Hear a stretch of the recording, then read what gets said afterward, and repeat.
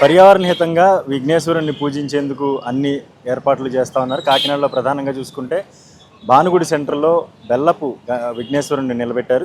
దీనికి సంబంధించి మనతో మాట్లాడేందుకు సీనియర్ బీజేపీ నాయకులు గట్టి సత్యనారాయణ గారు ఆయనతో మాట్లాడతారు. సరే, ఏంటి ప్రతి సంవత్సరం వినూత్నంగా చేస్తూ ఉంటారు, ఈ సంవత్సరం బెల్లం విఘ్నేశ్వరుణ్ణి నిలబెట్టడం ఆంతరాయం ఏంటి అసలు? అంటే మీకు తెలుసు, పర్యావరణం శుభ్రంగా ఉండాలనుకుంటే మట్టి గణపతి చెప్తున్నారు. ఆ మట్టి గణపతి కూడా మనం ఏం చేస్తామంటే ఆ 9 డే అయిపోయిన తర్వాత సముద్రం కలిపేస్తున్నాం. దానివల్ల కొంతమంది ట్రాఫిక్ కూడా జామ్ అవుతుంది, ఇబ్బంది పడుతున్నారు, మా కార్యకర్తలు ఇబ్బంది పడుతున్నారు. దాన్ని అవాయిడ్ చేయడం ఉద్దేశించి మరీ ముఖ్యంగా ఏంటంటే భక్తులకి దేవుడిని ప్రసాదం ఇద్దాం అనుకుంటున్నాం మేము.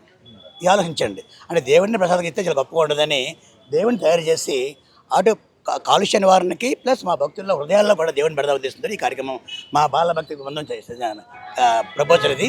నాకు ఇలా చెప్పగానే నేను చాలా ఆనందపడ్డాను. సో ఈ మెయిన్ ఇలాగే అనవసరంగా ఏ మెటీరియల్ కూడా వేస్ట్ అవ్వకుండా ఉండేలాగా ప్రజలు ఉపయోగపడే ఉద్దేశంతో కార్యక్రమాలు పెట్టామండి. అంటే 9 రోజుల పాటు నిర్వహించాలి, 13 రోజులు నిర్వహించడానికి లేదని చెప్పేసి కూడా వేద పండితులు చెప్తా ఉన్నారు.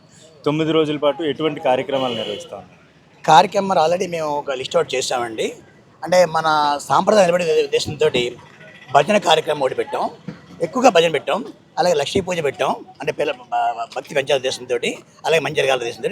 మూడవది సరస్వతి పూజ చేస్తామండి. ఎందుకంటే పిల్లలు ఎక్కువగా వినాయకుడు ఎందుకు పూజ చేస్తామంటే చదువుకి ఎక్కడ కలగకూడదు, చదువు కావాలి ఉద్దేశంతో చిన్న మేము కూడా చేసేవాడిని, మా నాన్నగారు చేయించేవారు మాతోటి. దానివల్ల నేను బాగా విద్యార్థిని అయ్యాను నేను. అంచేత అదే ఉద్దేశంతో సరస్వతి పూజ చేయించి మా ఎక్కువ మంది చేద్దాం ఉద్దేశంతో తలపెట్టామండి. అలా కోలాటం కూడా రండి, మన సాంప్రదాయ ప్రదేశంలో కోలాటం కూడా చేస్తున్నామండి. కోలాట కార్యక్రమం మంచి కార్యక్రమం పెట్టాం. ఇది మేము ఉద్దేశం అన్నమాట. అలాగే అన్నదానం ఏంటంటే చాలా గొప్పగా సుమారుగా ఒక 6,000 మందికి తక్కువ కాకుండా ఉండేలాగా ఈ భానుగుడి సెంటర్లో చేసే ఉద్దేశంతో అది పెద్ద కార్యక్రమం. అదేవిధంగా ఇలాంటి విగ్రహం మా కాకినాడ చరిత్రలోనే భానుగుడి సెంటర్లో కాదు, చరిత్రలోనే మొట్టమొదటి. నిజంగా మా బృందాన్ని నేను మర్యాదిస్తూ అంటే ప్రపోజల్ పెట్టినందుకు దానికి మా ప్రధాన కూడా బాగుంది. Thank you very much. Bala committee ఉత్సవ కమిటీకి సంబంధించినటువంటి సభ్యులు గణేష్ గారు కూడా ఉన్నారు. గణేష్ గారు, ఏంటి ఎంత ఖర్చు అయింది, ఎలా నిర్వహిస్తూ ఉన్నారు మొత్తం ఈ 9 రోజుల పాటు? 9 రోజులు అయితే ఖర్చు అయితే విగ్రహాన్ని తయారానికి 1,00,000 రూపాయల దాకా అయిందండి. అది కూడా సారు ప్రోత్సాహంతో మాకు సమకూరింది. మిగతాది కమిటీ మెంబర్స్ అండి. ఎక్కువైతే ఫస్ట్ నుంచి కూడా విగ్రహదాత సార్ అండి గట్టి సత్యనారాయణ గారే. ఈ 9 రోజులు కూడా సాంప్రదాయబద్ధంగా జరిగి ప్రతిరోజు 2 పూట్ల పూజా కార్యక్రమం ఉంటాయండి. డోనర్స్ ఎవరైతే ఉన్నారో వాళ్ళతో కూడా కూర్చోబెట్టి పూజ చేస్తామండి. చందా ఇచ్చిన దారులకు ప్రతి ఒక్కరికి ప్రసాదం అందేలా చూస్తాం సార్.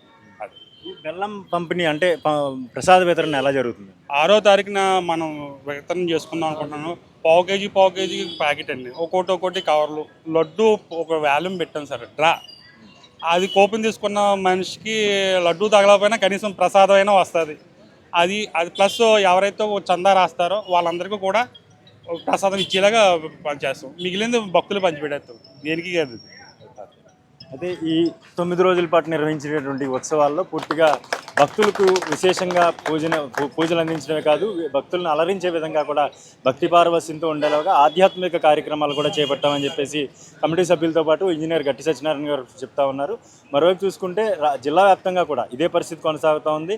అయినవిల్లు కానీ బిక్కవోలు కానీ స్వామివార్లకు ఉదయమే పూజా కార్యక్రమాలు నిర్వహించారు. దీంతోపాటు భక్తులకు ప్రవేశం కూడా ఉచితంగా కల్పిస్తూ ఉన్నారు. ప్రస్తుతం అయితే జిల్లా వ్యాప్తంగా కూడా ప్రతి వాడవాడలా పెద్ద ఎత్తున గణపతి ఉత్సవాలు ప్రారంభమయ్యాయని చెప్పుకోవాలి.